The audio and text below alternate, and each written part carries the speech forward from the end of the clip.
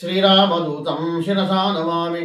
శ్రీకళ్యాణగుణావహం రిపుహరం దుస్వప్నదోషాపహం గంగాస్నానవిశేషపుణ్యఫలదం గోదానతుల్యం నృణాం ఆయుర్వృద్ధితముత్తమం శుభకరం సంతానసంపత్ప్రదం నానాకర్మసు సాధనం సముచితం పంచాంగమాకర్ణతాం. హిందూ సోదరీమణులకందరికీ కూడా, ఆస్తిక మహాశీలకందరికీ కూడా నూతన సంవత్సర పరాభవనామ సంవత్సర శుభాకాంక్షలు, పరమేశ్వరుని యొక్క శుభాశిస్సులు. ఈ సంవత్సరం నూతన సంవత్సరం పేరు పరాభవనామ సంవత్సరం. పరాభవనామ సంవత్సరము అంటే పర అంటే అమ్మవారు, పరాశక్తి, భవ అంటే శంకరుడు. ఈ సంవత్సరానికి ఈశ్వరుడు అంటే ఇద్దరు కూడా శక్తితో కూడినటువంటి పరమేశ్వరుడు అధిపతి, అర్ధనారీశ్వరుడు ఈ సంవత్సరానికి అధిపతి. ఈ సంవత్సరానికి పరాభవ అంటే పరమేశ్వరుడు అనే అర్థము తప్ప దీంట్లో పెడర్థం అనేది ఏదీ లేదు. ఈ సంవత్సరానికి రాజు గురువు అవుతున్నాడు. చాలా విశేషంగా ఉండబోతున్నది ఈ సంవత్సరం అంతా కూడా. అన్ని రకాలైనటువంటి విశేషాలతో ఈ సంవత్సరం అంతా కూడా అందరికీ శుభము లాభం కలుగుతాయి. ఈ సంవత్సరం ఈ ఉగాది నాడు పచ్చడి 6:30 తర్వాత అంటే 7 గంటల నుండి 11 గంటల లోపు పంచాంగ పూజ, పంచాంగ శ్రవణం, పంచాంగం పచ్చడి యొక్క సేవనము ఇవన్నీ కూడా చేసుకోవాలి. దేవుని పూజ, ముఖ్యంగా ఇంటి పైన ధ్వజాన్ని తప్పనిసరిగా ఎగిరేయవలసిందే. మన ఇంటి పైన విజయధ్వజం ఉండవలసిందే. వాస్తవానికి ఉగాది నాడు, దసరా నాడు విశేషమైనటువంటి రోజులలో మనము కొత్త బట్టలు ఎట్లయితే కట్టుకుంటామో మన ఇంటి పైన పండుగల సమయంలో తప్పనిసరిగా విజయధ్వజం, కాషాయ ధ్వజం, ఓంకార ధ్వజం ఇట్లా ఎగిరేయడం వల్ల ఆ ఇంటికి, ఇంట్లో ఉండేటువంటి వ్యక్తులకు అందరికీ కూడా చాలా మంచిది.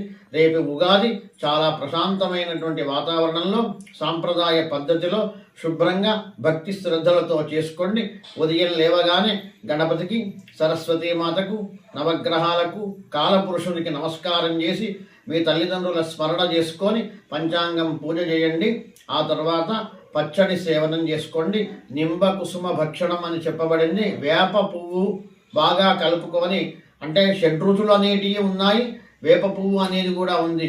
దాంట్లో విశేషంగా అన్నింటికంటే ఈ 6 పదార్థాలు కూడా ఆరోగ్యానికి మంచివే. అందులో ముఖ్యంగా వేప పువ్వు మాత్రం చాలా విశేషం. ఆయుర్వేదంలో చాలా విశేషంగా చెప్పబడి ఉంది. ఈ వేప పువ్వు ఈ చైత్రమాసం, వైశాఖ మాసం మొత్తం కూడా వేప పువ్వును నమలాలి అని ఆయుర్వేదంలో ఉంది. దానివల్ల రోగ నిరోధక శక్తి పెరుగుతుంది, శరీరంలో చల్లదనం అనేది ఏర్పడుతుంది అని ఉంది. కాబట్టి మన యొక్క పండుగలలో సైన్స్, శాస్త్రం, ఆరోగ్యము దాగి ఉంది.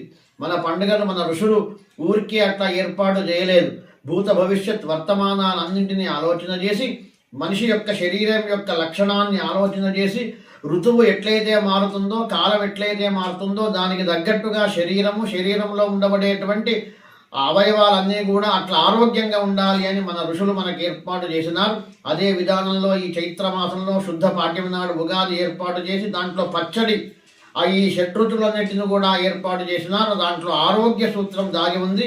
కాబట్టి భక్తితో ఆ పచ్చడిని సేవించండి, భక్తితో పంచాంగాన్ని పూజించండి, ఆ కాలపురుషుని ధ్యానం చేసుకోండి. ఈ సంవత్సరం అందరూ సుఖంగా ఉండండి. మార్చి 19వ తారీఖు గురువారం నాడు ఉగాది పండుగ. దీంట్లో ఏ విధమైనటువంటి అనుమానాలు లేవు. రేపు 6:30కు అంటే 19వ తారీఖు నాడు ఉదయం 6:30కు అమావాస్య వెళ్ళిపోతుంది. ఆ తర్వాత పాడ్యమి తిథి ఉంటుంది. ఆ పాడ్యమి తిథిలో ఉగాది పచ్చడి, ఉగాది చేసుకోవడం ప్రశస్తమైంది. 19వ తారీఖే ఉగాది పండుగ. 19వ తారీఖు బేస్తవారం నాడు 6:30 తర్వాత 11 గంటల లోపల మీరు సాంప్రదాయ పద్ధతిలో పరమాత్మ యొక్క సేవ చేసుకోండి. అందరికీ శుభమస్తు. జై శ్రీరామ్.